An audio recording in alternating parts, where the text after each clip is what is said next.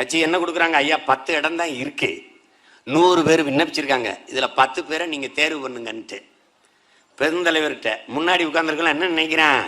காமராஜ் சாதிக்காரனா பார்த்து போட்டுருவாரு, காமராஜ் காங்கிரஸ்காரனா பார்த்து போட்டுருவாரு, கட்சிக்காரனா பார்த்துட்டு டக்குன்னு புரட்டிட்டு 5 நிமிஷத்துல டக்கு டக்குன்னு கோடை போட்டு இந்த அவனுக்கு கொடுத்துருன்னு போயிட்டாரு.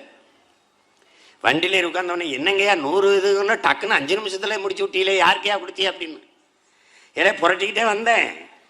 அப்பன் பேர் இருக்க 10 பேர் கைரேகை வச்சிருந்தான். எப்படி பாரு, 10 பேர் கைரேகை வச்சிருந்தாங்களே, 10 பேரு படிக்காத அப்பன், பாமர தகப்பன், அவன் வீட்டுல தான் கல்வி விளக்கை ஏற்றி வைக்கணும், அதனால அவனுக்கு கொடுத்தான் 10 சீட்டு. இன்னைக்கு இருக்க முதலமைச்சர் 10 சீட்டையும் ஒரு